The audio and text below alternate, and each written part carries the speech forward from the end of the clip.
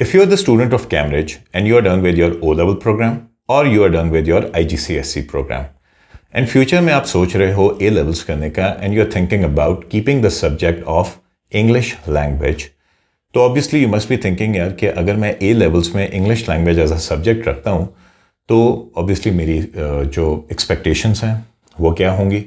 The second thing is in how many papers I'm going to appear, and the third thing is कि किस किस किस्म के questions आएंगे that I and perhaps you should be prepared to obviously attempt and get A star in A levels.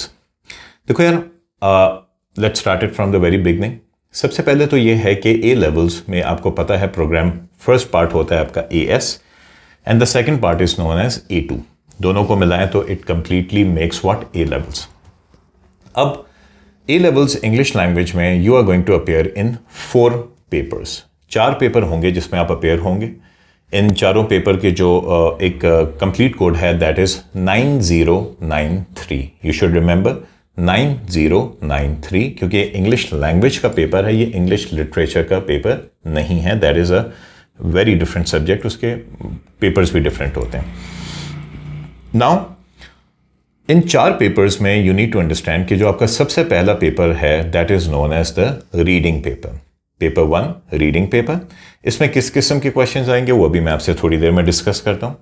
उसके बाद आपका जो सेकंड पेपर है that is known as P2. P2 is also known as writing paper. Code होता है 9093/23 इसका है. उसके बाद आपके पास आ जाता है द थर्ड पेपर. तीसरे पेपर को हम कहते हैं language analysis, also known as P3. Code है इसका 9093/32. अब ये लैंग्वेज एनालिसिस क्या है, इसको आसान अल्फाज में अगर मैं बात करूँ, it is also known as linguistic paper. बड़ा इंटरेस्टिंग पेपर होता है, बड़ा यूनिक पेपर है. अगर आप इसको तैयारी करो इसके लिए तो you will learn a lot in the future और बड़ा मज़ा आएगा आपको इस पेपर को अटैम्प्ट करते हुए. उसके बाद आपके पास आता है paper 4. Paper 4 is known as language topic. Paper 4 language topic. Code है इसका 9093/43. Depending upon the region slash के आगे वो फिर चेंज हो जाता है, but overall the code is 9093. और पेपर 4 अगेन इसको हम क्या कहते हैं, लैंग्वेज टॉपिक का पेपर है. Very interesting again paper. Again आप इसमें बहुत सारी थ्योरी समझोगे. ऐसे राइटिंग के बारे में you will get to know about how to write an essay. Language analysis क्या होती है, इंटरनेशनल लेवल पे इंग्लिश की जो एक डोमिनेंस है उसकी इंपॉर्टेंस है, उसके बारे में आपको बहुत कुछ सीखने को मिलेगा. So these are the 4 papers जिसमें आपने अपेयर होना है बेटा. एंड आगे चलते हैं इसमें. दोबारा हम आते हैं रीडिंग पेपर की तरफ and let's try to understand the nature of the questions जो कि आप एक्सपेक्ट कर सकते हो इन द रीडिंग पेपर. ठीक है, आपके जो टोटल मार्क्स होंगे पेपर 1 के that is going to be 50 marks. 50 marks का होगा. एंड मजीद इसमें फिर आपसे 2 सवाल पूछे जाएंगे, question number 1 and question number 2. अब क्वेश्चन नंबर 1 की जो नेचर है that is going to be very different from your O levels. अगर आपने ओ लेवल्स किया हुआ है तो obviously it is not going to be the same thing A levels में जो रीडिंग का पेपर होता है. अब यहाँ पे आप देख सकते हो आपको क्वेश्चन नंबर 1 दिया गया है जिसमें लिखा हुआ है कि read the following text which is the extract from the newspaper article published in 2022. You decide to write an email to the editor giving reasons why the benefits of tourism outweigh the disadvantages. Write the text for your email using 150 to 200 words. मतलब है क्या यहाँ भाई, यहाँ पे आपका reading paper 1 का जो क्वेश्चन नंबर 1 है उसमें आपने सबसे पहले तो करना क्या है, आपको दिया हुआ है एक एक्सट्रैक्ट, एक टेक्स्ट दिया हुआ है. बड़ा क्रिटिकली आपने इस टेक्स्ट को पढ़ना है क्योंकि इस टेक्स्ट को पढ़ने के बाद आपने काउंटर आर्ग्यूमेंट करना है अपने क्वेश्चन नंबर 1 के पार्ट ए के अंदर. जैसे मैं आपको बताता हूँ, टेक्स्ट जो आपको दिया गया है it speaks about the disadvantages of tourism and how tourism effects different countries and the environment. एक एडिटर है और वो क्या कर रहा है, डिसएडवांटेजेस ऑफ टूरिज्म के बारे में बात कर रहा है. अब आप क्या कर रहे हो, आप उसी एडिटर को ईमेल लिखने जा रहे हो और उस ईमेल में आप उसको काउंटर आर्ग्यू कर रहे हो कि नहीं भाई, there are many advantages of tourism and I do not agree with you on multiple matters. और उसमें आपने जब अपनी काउंटर आर्ग्यूमेंट दोगे उस एडिटर को तो obviously you have to come up with statistics, facts, details. Counter करोगे उसके आर्ग्यूमेंट्स को जो उसने इस एक्सट्रैक्ट के अंदर दिया हुआ. It's going to be very interesting. So आपने क्या किया, एक ईमेल लिख दिया बहुत छोटा सा 150 to 200 वर्ड्स का जिसके टोटल मार्क्स होते हैं 10 मार्क्स. अब जब आपने काउंटर कर दिया आर्ग्यू, ठीक है, आपका पार्ट ए कंप्लीट हो गया। इसके बाद इसका एक पार्ट बी स्टार्ट होता है जिसमें लिखा हुआ है compare your email with the article analysing form, structure and language. ये बड़ा इंपॉर्टेंट है। अब आपने करना यह है कि आपने अपने टेक्स्ट को, अपने ईमेल को कंपेयर करना है एडिटर के आर्टिकल के साथ, और दोनों का जो कंप्लीट मटेरियल है जो आपने लिखा और जो एडिटर ने लिखा हुआ है, अब आप उसके क्या करोगे, कंपैरिजन करते हुए आप आइडेंटिफाई करोगे कि मेरा फॉर्म और उसके फॉर्म में क्या डिफरेंट था, जिसे हम कहते हैं एनालाइजिंग द फॉर्म। दूसरा ये होता है कि स्ट्रक्चर, कोहेरेंस एंड कोहेजन, उसके ऊपर आपने कंप्लीट पैराग्राफ लिखना होता है कि भाई मेरे स्ट्रक्चर में और एक एडिटर का जो स्ट्रक्चर था उसके कंटेंट में वो कितना डिफरेंट था। And the third thing is known as the language, कि मेरे जो लैंग्वेज एनालिसिस थी, जो मेरा अप्रोच था लैंग्वेज का और जो एडिटर का था, how different both the text were from each other, जिसमें क्या इंपॉर्टेंट चीज़ आती है, form, structure and the third thing is language. अब इट इज़ अ टेक्निक बच्चे, you need to learn this if you wanted to learn it from me. मैं आने वाले दिनों में वीडियोस तो शायद ना बना सकूं, लेकिन आप मुझसे कांटेक्ट कर सकते हो and I will actually teach you how to write form, structure and the language, और आप कंपैरिजन कैसे करते हो दोनों टेक्स्ट को। सो आपने जब एक दफ़ा कर लिया फॉर्म, स्ट्रक्चर एंड लैंग्वेज को, अपने टेक्स्ट को और उसके टेक्स्ट के साथ कंपेयर कर लिया, तो उसके टोटल मार्क्स होते हैं 15 मार्क्स। 10 + 15 बन गए आपके 25। So this was your question number 1। इसके बाद आपका शुरू हो जाता है क्वेश्चन नंबर 2। क्वेश्चन नंबर 2 आप देख सकते हो, अगेन आपको क्या दिया हुआ है, एक टेक्स्ट दिया हुआ है बच्चे, जैसे portrait of an unknown lady by Maria Gainza, review है बेटा। क्वेश्चन पढ़ लेता हूँ। Read the following text which is the extract from the review of the Maria Gainza's novel portrait of an unknown lady. The review was published in an online newspaper in 2022। कहता है analyse the text, focus on the form, structure and language. Again अगर आप note करो तो इस बार क्या है, उसी क्वेश्चन की तरह, पिछले क्वेश्चन की तरह आपने क्या करना है, राइटर के टेक्स्ट में आपने उसको क्रिटिकली पढ़ा, आइडेंटिफाई करने के बाद उसमें आपने अंडरस्टैंड करना है कि इसका फॉर्म क्या है, राइटर ने फॉर्म कैसे यूज़ किया, फॉर्म होता क्या है। मैं कोई वीडियो भी बना दूंगा, जैसे मैंने कहा आप मुझे अप्रोच करो, we can have a class about it. इसके बाद आपने क्या करना है, द सेकेंड थिंग इज आपने उसका स्ट्रक्चर देखना है, उसका कोहेरेंस कोहेजन के how did the writer achieve the structure. You have to identify through different linguistic means to identify the structure of the content created by the writer. And the third thing is the language. Language obviously you know the tone आ जाता है language में, फिगरेटिव्स आ जाते हैं, details आ जाते हैं, meaning आ जाते हैं। Language is pretty huge and pretty big. तो अगेन आपने क्या किया, इसी क्वेश्चन के अंदर आपने फॉर्म, स्ट्रक्चर और लैंग्वेज पे फोकस किया, and this is how you are going to do your reading paper 1। It's not difficult, though it is very creative, very very creative. बड़ा मज़ा आता है इस पेपर को करने में, मुश्किल नहीं है, डिटेल्ड है, yes it is detailed. If you have good language skills बच्चा तो it is very easy for you. तो this was your paper number 1। उसके बाद चलते हैं पेपर 2 की तरफ।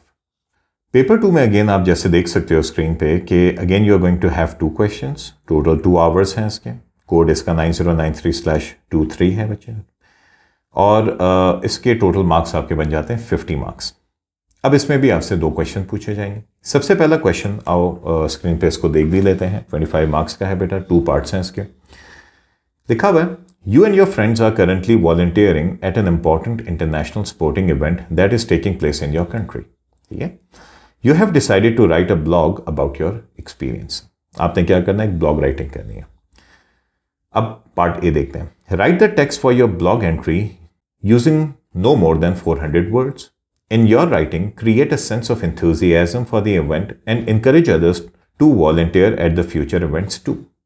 अच्छा, अब आपने किया क्या, आपने और इस क्वेश्चन की नेचर को समझने की कोशिश करते हैं। कहता है भाई कि आपने और आपके फ्रेंड ने क्या किया, currently you are working in और perhaps volunteering in an important international sporting event हो रहा है जिसमें आप वॉलंटियर कर रहे हो। ठीक है, आपको बड़ा एक्सपीरियंस हो रहा है। तो अब आप क्या करोगे, you are going to write a blog entry. Blog आपको पता होता है जो ई कॉमर्स में हम लोग, ई कॉमर्स नहीं सॉरी, जो ई पेपर में हम लोग अपना ब्लॉग राइटिंग करते हैं, उसी तरह से जिस तरह हम आर्टिकल राइटिंग करते हैं। तो अब आपने एक ब्लॉग लिखना है जिसमें आपने लोगों को, यंगस्टर्स को, ख़ासतौर पे टीनेजर्स को आपने इंस्पायर करना है कि how important it is for them to become a part of such international sporting events, ठीक है ना? What can you learn from it? And you are also going to share your own personal experiences that what did you learn and achieve through this sporting event. 15 marks का question है, बड़ा interesting है. If you wanted to learn, मैं आपको इसको आगे कभी इसके सैम्पल्स भी आपको दिखा सकता हूँ, जो राइट आंसर्स हैं इसके. हो गया, एक दफ़ा आपने अपना ब्लॉग लिख दिया, उसके बाद आपका शुरू हो जाता है पार्ट बी. पार्ट बी जैसे आप देख सकते हो, write a reflective commentary on your text, explain how your linguistic choices contribute to fulfilling the task set. अब ये जो आप देख रहे हो कि ये कह रहा है आपसे कि भाई रिफ्लेक्टिव कमेंट्री लिखो अपने ही कंटेंट में जो आपने पार्ट ए में लिखा. ये वही चीज़ है जो आपने पेपर 1 में भी किया था. रिफ्लेक्टिव कमेंट्री का मतलब क्या होता है भाई? आपने अपने ही कंटेंट के फॉर्म, स्ट्रक्चर और लैंग्वेज को क्रिटिकली उसके बारे में लिखना है कि how did you achieve the element of form. ठीक है ना? फॉर्म आपने कैसे प्रोड्यूस किया, स्ट्रक्चर आपका कोहेरेंस एंड कोहेजन कैसा था, आपने कैसे अचीव किया. And the third thing is definitely about your language. What kind of a language did you use? How did you inspire the people? How did you catch the attention of the people? What techniques and effects you used? So obviously this is going to be a reflective commentary of your own content in part A. हो गया, इसके 10 marks हैं, 15 + 10 बन गए आपके 25. Question number 1 is now done. Now let's move to question number 2. Question number 2 में आपके मुख्तलिफ पार्ट्स आ रहे हैं जैसे आप देख सकते हो. अब इन 1, 2, 3 में से आपने कोई एक क्वेश्चन करना है, चॉइस है. जैसे question number 2 is related to write a descriptive piece about a lake early in the morning. यानी ये क्या है, आप एक डिस्क्रिप्टिव राइटिंग कर रहे हो. क्वेश्चन ये नहीं करना चाहते डिस्क्रिप्टिव राइटिंग, तो दूसरा क्वेश्चन आपको क्या दिया गया? You are going to take part in a debate at school about the pros and cons of the children keeping pets. Your head teacher has asked you to open the debate by giving a speech on the topic. तो आपने यहाँ पे क्या आपको दिया गया? Speech writing the गई है. इस बार ओ लेवल्स की तरह टेक्स्ट और टेक्स्ट भी नहीं दिया आपको स्पीच के साथ. तो you have to write the speech all by your own self. 600 to 900 words का ये आपका स्पीच होगा. और अगर आप ये भी नहीं लिखना चाहते तो आपके पास एक और चॉइस है.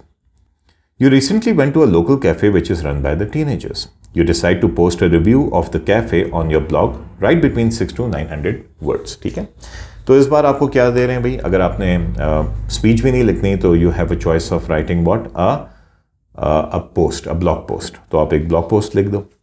तो बेटा दिस इज़ द क्वेश्चन. बच्चे इन 3 में से आपने कोई भी एक क्वेश्चन कर लो जो आपका दिल करता है.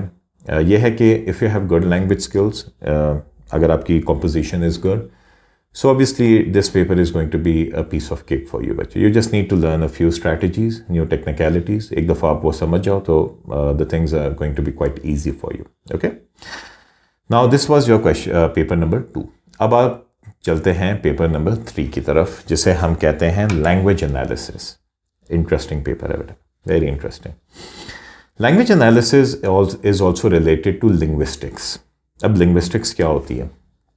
Linguistics is the science of English बेटा, जहाँ पे हम साउंड, बात करना, voice, sentence structures and the meaning of the words and the phrases को समझने की कोशिश करते हैं लिंग्विस्टिक्स की दुनिया में. It's a very very deep science of English language बच्चे. क्योंकि आपके अगर आप मास्टर्स लेवल पे भी देखो तो लोग 2 चीज़ों में मास्टर्स करते हैं, या तो इंग्लिश लिटरेचर में करते हैं या लिंग्विस्टिक्स में कर रहे होते हैं. तो ये लिंग्विस्टिक्स से रिलेटेड पेपर है. इसमें भी आपके पास 2 ही क्वेश्चन आएंगे बच्चे. जैसे कि आप देख सकते हो कि यहाँ पे आपके पास क्वेश्चन नंबर 1 आ रहा है and then we have question number 2. ठीक है, ये आपके पास क्वेश्चन नंबर 2 आ रहा है, इसका एक्सट्रैक्ट भी दिया गया.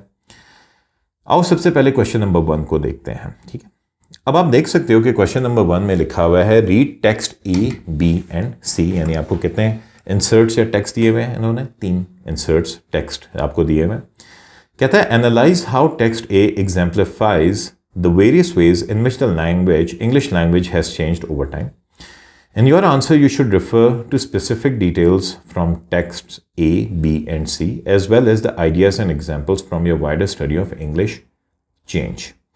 आसान अल्फाज में बताता हूँ. देखो आप देख सकते हो यहाँ पे आपको टेक्स्ट ए दिया हुआ है.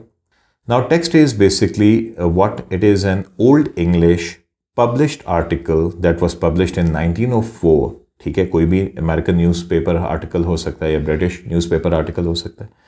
अब आपने इसको देखा बेटा, critically you are going to study it. इसमें कुछ ऐसे फ्रेजेस, कुछ ऐसे वर्ड्स यूज हुए हैं that symbolize the old English, and you are going to do what? Identify those words, those phrases that were used back in 200 years और 100 years ago बेटा, जो विक्टोरियन एज थी या विक्टोरियन एज के बाद वाला एलिज़ाबेथन एरा जो early था, अर्ली 20th सेंचुरी, उसमें जो आपके आर्टिकल्स पब्लिश होते थे उसमें और करंट इंग्लिश का जो हमारा स्ट्रक्चर है, डिक्शनरी है हमारी जो स्पोकन है, वो कितना डिफरेंट हो चुका है, how different it is. It's very easy, trust me. अब यही है टेक्स्ट ए, और इसी के ऊपर सारा, टेक्स्ट ए के ऊपर ही आपका सारा जो आंसर है that depends upon it. Then you have text B. Further ये क्या करेगा, सपोर्ट करता है आपके टेक्स्ट ए को, जिसमें क्या होगा, these words will help you to identify कि भाई जैसे सेटिस्फैक्ट्री है वो 1470 से 1690s तक कैसे यूज़ होता था, उसका मतलब क्या था, और फिर इसके बाद 2021 में इसका मतलब कैसे चेंज हुआ। अगेन ये एक ही आंसर होगा, उसी में आपने इसको भी ऐड करना है। और इसी तरह आपके पास आ जाता है टेक्स्ट सी, जो कि एक एनग्राम है, बेसिकली एक ग्राफ है। और ग्राफ आप देख सकते हो जैसे कि यहाँ पे आपको टू डिफरेंट टॉपिक्स हैं, जैसे इट्स ओनली और दूसरा है टिस बट। दो वर्ड्स हैं बच्चों, इन दो वर्ड्स में आपने डिफ्रेंशिएट करना है कि कौन से एजेस में कौन सा वर्ड पहले बड़ा प्रोमिनेंट था और वो कैसे कैसे फिर ख़त्म हुआ, and how it was replaced by a new word. For example tis but was replaced by its only, और आपने उस ग्राफ में पर एज एरा आपने उसको डिफ्रेंशिएट करना होता है। वेरी इजी अगेन, जो जैसे if you have done mathematics you know how to use graph, ठीक है। और ये this the information of this graph is also going to be a part of your answer। तीनों टेक्स्ट एक साथ बेटा सॉल्व होते हैं। इसका सैंपल मेरे पास पड़ा हुआ है, if you wanted I can give it to you, ठीक है ना। आंसर सैंपल पड़ा हुआ है, 25 मार्क्स का क्वेश्चन है। कुछ थ्योरीज होती हैं उसमें, आपको वो थ्योरी समझनी होती हैं। इसके बाद आपके पास आ जाता है क्वेश्चन नंबर 2, ठीक है। Question number 2 again is a linguistic question. It is related to the child development program. Related to what? Child development program. जैसे आप क्वेश्चन नंबर 2 देख सकते हो, read the following text which is the transcription of the 2 parts of the conversation between India, age 1 year and 10 months. एक बच्ची है, India उसका नाम है, 1 साल की है और 10 माह की है, एंड हर मदर, और दोनों के दरमियान क्या हो रहा है, डायलॉग हो रहा है। they are at home playing with some toys, monkey and other toy animals, ठीक है। Analyze ways in which India and her mother are using language in their conversation. In your answer, you should refer to specific details from the transcription as well as the ideas and examples from your wider study of child language acquisition. अब बड़ा interesting question है बेटा। इस question को समझने के लिए पहले तो आपको जो एक्सट्रैक्ट दिया है पार्ट ए, जैसे इंडिया मदर, इनके दरमियान there is conversation going on, कुछ सब्लिमिनल बातें भी हो रही हैं, कुछ इशारतन बातें हो रही हैं, ठीक है ना, सिग्नल्स बेस्ड बातें हो रही हैं। आप देख सकते हो यहाँ पे इन्होंने आपको कुछ एनोटेशंस भी दिए हैं, ठीक है। और इन्हीं एनोटेशंस के फर्दर अगर हम ट्रांसक्रिप्शन कीज़ देखें तो उसका मतलब भी आपके सामने लिखा हुआ है। फर्दर अगर हम इसमें मज़ीद जाएँ, reference table international phonetic alphabet आपको दिया हुआ है, जो आपको स्लाइटली हेल्प करेगा इस क्वेश्चन के अंदर। ये एक समझो एज एन एक्स्ट्रा दिया हुआ, इसकी कोई हमें ज़रूरत नहीं पड़ती इस आंसर के अंदर, but you can use it when there is a need for it. More importantly जो आपको इस आंसर को, how you are suppose to give an answer, there are certain linguistic theories related to the child development. मेरे पास इसकी पूरी एक notes पढ़े हैं कि how you are suppose to answer this question. बड़ा इंफॉर्मेटिव है, अगर आप इसको करो ना बच्चे, you will actually get to know about so many different means of English language and how broad is this language structure that we do not know. तो this was your question number 2. आपका paper 3 के बाद शुरू हो जाता है paper 4। Paper 4 आप देख सकते हो, it is also known as language topic. Language topic का पेपर वैसे मैं आपको रफली बता देता हूँ है क्या। इसमें आपने यूज़ करना होता है ideas about how English is used internationally in different parts of the continents, how different countries use English in domestically, how it affects their society, how important it is for them to learn English, as an international language, how it benefits them. तो English language की overall एक global जो dominance है और इसकी जो importance है उसके हवाले से ये पेपर 2 जो है इसके ऊपर आप पेपर 4 जो है इस पे आपने अपनी अंडरस्टैंडिंग करनी होती है, थ्योरीज को समझना होता है और आंसर्स को आपने ऐसे की शक्ल में डेवलप करना होता है। क्वेश्चन नंबर 1 आपको दिखाता हूँ। कहता है क्वेश्चन नंबर 1 में आ रहा है, read the following text which is an extract from an article published in 2022 on rest of world, a website which focuses on the global issues relating to technology. ठीक है, discuss what you feel are the most important issues raised in the text relating to the changing use of English in an international context। के भाई दुनिया में कैसे English की जो requirement है वो चेंज हो रही है ग्लोबली और उसकी इम्पोर्टेंस कितनी है। अगर हम इस टेक्स्ट ए को पढ़ेंगे तो हमें आइडिया हो जाएगा कि टेक्स्ट ए किस स्पेसिफिक प्रॉब्लम के बारे में बता रहा है और इसमें क्या सॉल्यूशंस के बारे में भी बता रहा है। You should refer to the specific details from the text as well as ideas and examples from your wider study of English in the world. ओ बड़ा इंपॉर्टेंट है। खैर एनी हो, आपने ये टेक्स्ट क्रिटिकली पढ़ लेना। जैसे कि टेक्स्ट का जो टॉपिक है वो लिखा हुआ है, why Indian universities are teaching English only education and why they are implementing their own local languages in STEM जो सब्जेक्ट्स होते हैं ख़ास तौर पे, ठीक है, जिसे हम कहते हैं साइंस, टेक्नोलॉजी, इंजीनियरिंग, मैथमेटिक्स में, वो कैसे अपने लैंग्वेज को इंटीग्रेट करना चाह रहे हैं। तमिल, तेलुगु, मलयालम हो गया और उसको रिप्लेस करें इंग्लिश से। लेकिन फिर भी इंग्लिश का जो इम्पैक्ट है, how will it impact the Indian society and how it will impact the local population.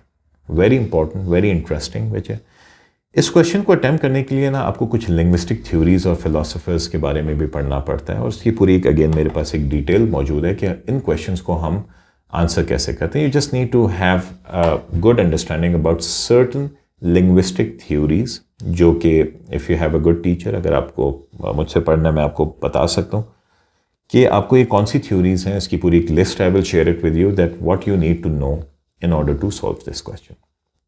हो गया। क्वेश्चन 2 के बाद आपका आता है क्वेश्चन 1 के बाद आता है आपका क्वेश्चन नंबर 2। क्वेश्चन नंबर 2 हम पढ़ लेते हैं सवाल। Read the following text which is an extract from an article published in 2021 in the British newspaper the Guardian. ठीक है, discuss what you feel are the most important issues raised in the text relating to the ways in which the language can reflect personal and social identity. You should refer to the specific details from the text as well as ideas and examples from a wider study of language and the self। जैसे आपके पास जो text दिया गया है उसमें text में आप पढ़ सकते हो, oh my days, linguists limit slang ban in London school. अच्छा, इस क्वेश्चन को सॉल्व कैसे करते हैं और ये कैसे डिफरेंट है आपके क्वेश्चन नंबर 1 से? है वही तरीका बेटा, उसी तरह से आपने ऐसे लिखना है, वही आपने तरीका क्या अपनाना होगा। To give your answer you need to have understanding about certain linguistic theories that are famous world wide. लेकिन इस क्वेश्चन को अगर मैं डिफ्रेंशिएट करूं तो question number 1 was speaking about how English impacts globally या रीजन्स या कॉन्टिनेंट्स। यहाँ पे जो क्वेश्चन आ रहा है वो ये सवाल है कि how the language, English language has a strong impact on the personality or how it individually affects the person's life in both positive manner and how challenging it could be for another person। तो पहला वाला question किस पे focus कर रहा था? English as a global language, nations, countries, societies. और यहाँ पे हम किस चीज़ के बारे में बात करें? हम लोगों के बारे में बात करें कि एक इंडिविजुअल स्केल में इंग्लिश कैसे इफेक्ट करता है किसी एक शख्स को। अगेन बहुत इंटरेस्टिंग है बच्चों। मुझे पर्सनली ए लेवल्स के जो पेपर हैं, I really love it. Why? Because it is so creative. इतना मज़ा आता है इनको पढ़ने में, पढ़ाने में, इनको अटैम्प्ट करने में। It's one of the best thing I personally love to teach. Though माशाल्लाह से I am very good proficient with O levels, IGCSE, and माशाल्लाह से ए लेवल्स में I have produce some very good results, A stars produce किए माशाल्लाह से। You need to have a very good understanding बच्चे। It's not difficult if you have good language skills, composition strong है, तो ये बाकी तमाम की तमाम जो टेक्निकलिटीज़ हैं वो इंसान वक्त के साथ सीख ही जाता है। तो हैविंग सेड दैट बच्चे, आई होप कि आपको कुछ बेसिक अंडरस्टैंडिंग हो गई होगी। अभी मैं कोई क्वेश्चंस कैसे सॉल्व करते हैं, आई नो मैंने इसके ऊपर तो अभी कोई वीडियो बनाई नहीं है। फ्रैंकली मेरा कोई प्लान भी नहीं है, क्योंकि ए लेवल्स इंग्लिश लैंग्वेज के जो बच्चे हैं कंपैरेटिवली पाकिस्तान में बहुत कम होते हैं। तो अगेन अगर आपको मुझसे personally you want to contact me, तो आप मुझे कांटेक्ट कर सकते हो on the number that I have provided on the screen. आप मुझे कांटेक्ट कर लो, so we can have a good discussion about A levels English language. और मज़ीद take care of yourself, make sure that you are going to comment in the comment section. बच्चे ख्याल रखो अपना, अल्लाह हाफिज़।